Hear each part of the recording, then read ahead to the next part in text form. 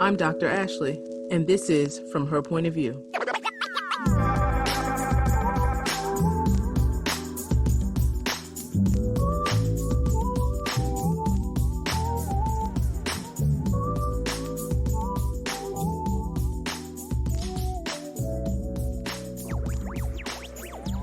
Welcome back. In this episode, I'm going to offer you one of the gems I have found useful not just in my coaching practice, but in life. Oftentimes, when we're in a heightened emotional state, we will do or say the first thing that comes to mind. It seems as if a part of our brain will shut off and our emotions take over. If you're honest, I'm sure you can relate.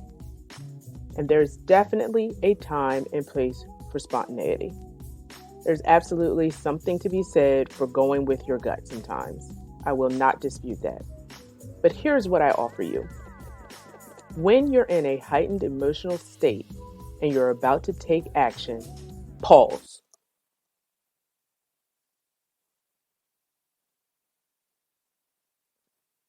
Just pause for a minute. And in that space, say exactly what you're about to do out loud and really hear what you just said. Just stay with me for a second. You may be thinking, what in the world is she talking about? I'm all in my feelings and she wants me to say what I'm about to do. That is exactly what I'm saying. Yes, that is exactly what I want you to do. I want you to pause and say out loud exactly what you're about to do. And I'm going to tell you why. Let's break this down with an example. Let's say you think your significant other is cheating on you. You're driving through town and you see his or her car at one spot when he or she told you they were somewhere else.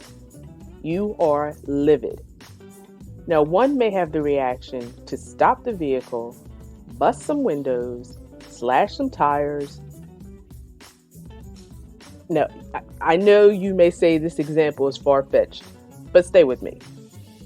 Now, what if instead of pulling up and showing out, you decided to pause and clearly articulate exactly what you're about to do? In that space, stop and say the words, I'm about to park my car and vandalize his vehicle. I am about to go to this door and bust some, well, you get my point. Did you hear exactly what you just said? Did you hear the words? And when you heard the words, did it sound like it would be a productive activity at that particular juncture in time? Okay. Let's try shall we say, a softer example to demonstrate the usefulness of this practice, even when you aren't in necessarily a heightened emotional state. Okay? Let's say you're planning to go out for the evening. You're dressed to the nines, looking as fine as you want to look. You hop in the car, pick up your friend, arrive at the lounge for dinner, drinks, some live music. You're ready for a good night. Before you walk into the lounge, you say out loud, I'm going to have 6 cocktails and 3 shots, and I'm going to drive us home. You said it, but did you hear it? Does that sound like a good idea? So before you go in, you paused and you said out loud, this is what I'm going to do. Yeah, you may have gotten away with it before. You may have made it home just fine. But does it sound like a good idea when you hear it? Now, those are just 2 examples off the top of my head. But when I really talk about the reasoning behind that little gem, I think that you get it. Often therapists will suggest that one journals about their thoughts and feelings. Journaling gives one an avenue to express those feelings, organize thoughts, and then memorialize events or activities. And it's a useful tool for several reasons. 2 specific ones stand out to me.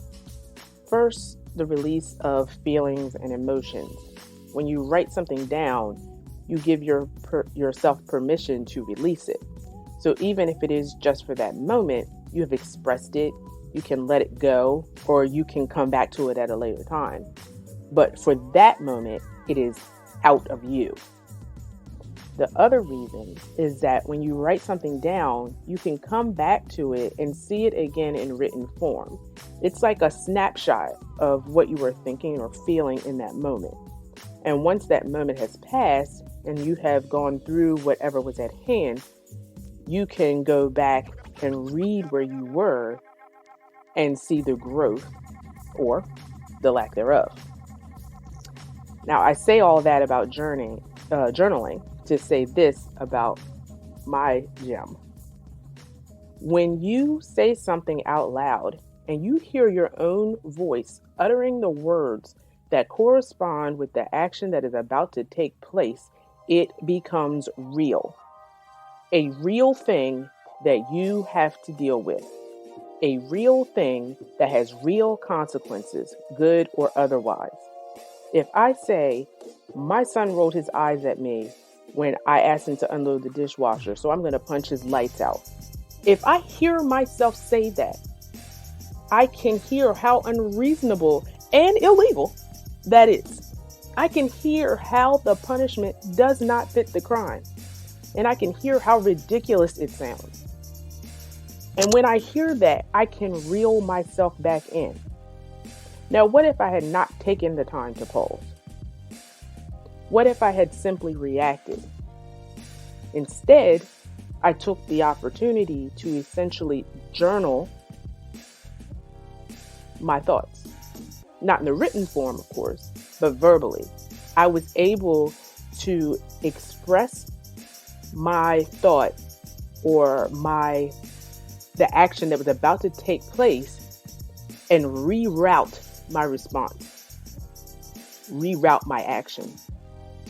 So I know most of my examples may have been in the relationship arena, but you can apply those same principles professionally. Pause. Clearly and audibly state your intention. Then move accordingly and be prepared to accept the results. I hope you enjoyed that gem. I'll have another one for you next week. You've been listening to From Her Point of View. You can find this episode and more on your favorite podcast platforms. Share what you've heard with your family and friends. You can follow on Facebook and Instagram where you can leave a comment or question. Leave a voicemail at 443-507-8032. Email at fromherpointofviewllc@gmail.com. For your coaching needs, please visit aktcoaching.com. That's akt-coaching.com. And email at akt@akt-coaching.com. Thank you again for your support and for listening to this episode of From Her Point of View.